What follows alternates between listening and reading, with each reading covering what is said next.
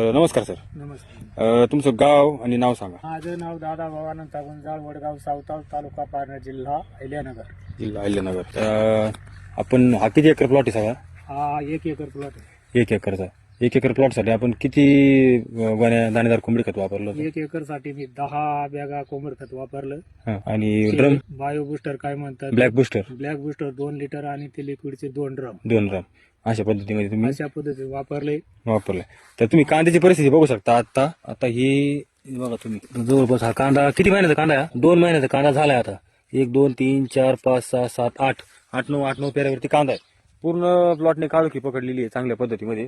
तर सर आता पहिली गोष्ट म्हणजे लावल्यापासून याच्यात पाणीच होतं. पाणी होतं, पाऊस हा बरोबर कंटिन्यू पाऊस चालू होता. कंटिन्यू पाणीच होतं, कंटिन्यू पाणी होतं. त्याच्यानंतर मी एक कोंबडी खत टाकलं. त्यानंतर याच्यात एकही दाणा रासायनिक खताचा नाही. कोणता फवारा, फक्त मी एक टाइमपास म्हणून एक फवारा घेतलेला आहे. बाकी मी कोणतं रासायनिक खत वापरलेलं नाही, वापरणार पण नाही. आणि आता एवढ्या ह्या परिस्थितीवर कांदा आहे. एकदम रिझल्ट भारी आहे.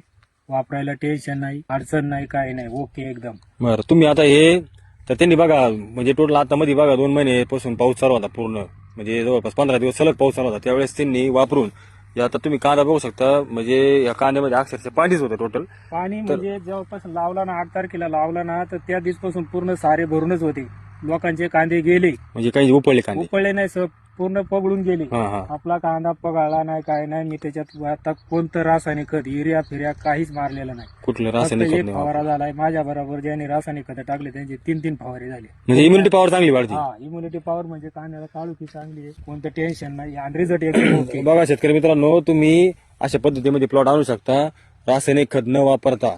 आणि अशा पद्धतीमध्ये तुम्ही चांगल्या पद्धतीचा क्वालिटीचा कांदा तुम्ही काढू शकता.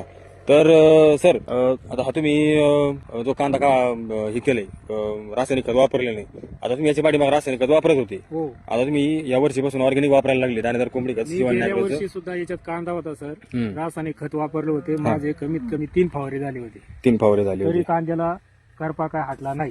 बरं. मी आता याच्यात लावल्यापासून पाणी असून फक्त 1 फवारा घेतलाय, 1500 रुपयाचा फवारा घेतलाय. आता तुम्ही दिलेले औषधी वरल्यात फक्त 1 फवारा मारला. याच्यात काहीच अडचण नाही. रासायनिक खतामध्ये आणि आपल्या खतामध्ये किमतीमध्ये डिफरन्स काय वाटला तुम्हाला? खर्च लय डिफरन्स. म्हणजे तुम्हाला आता मागच्या वर्षी एकरी किती खर्च आला होता कांद्याला? तरी मला त्या 10,000 रुपयाची नुसती खत झाली होती.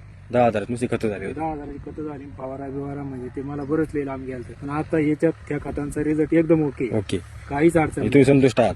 तुम्ही संतुष्ट त्या आहे. बाकी शेतकऱ्यांना तुम्ही काय सांगू इच्छिता? वापरायला पाहिजे, नाही वापरायला नाही, मी पाहिजे? 100% आल्याच्या नंतर मी तुमच्या दुकानाचा पत्ता बित्ता सगळं अॅक्युरेट त्यांना सांगतो. इथं जा, तिथं तुम्हाला खतं भेटतील आणि 100% वापरा. मी काय तुम्हाला पहिलं म्हणलं तर मी प्रत्यक्षात अनुभव घेतो, मी लोकांना सांगतो. बरोबर. त्याच्यामुळे मी तुम्हाला काय म्हणलं, मी कोणताही एक दाणा सुद्धा रासायनिक खताचा वापरला नाही. फक्त या खताला 2 ट्रॅक्टर शेणखत शेणखत आणि हे खत, मालाची क्वालिटी. आता त्या मकात माझी सारखी मकाची. आता तर शेतकरी मित्रांनो, तुम्ही जर तुम्हाला व्हिडिओ आवडला असेल तर पेजला तुम्ही फॉलो करा, लाईक करा, शेअर करा, कमेंट करा आणि असेच नवनवीन व्हिडिओ बघण्यासाठी पेजला फॉलो करा. धन्यवाद.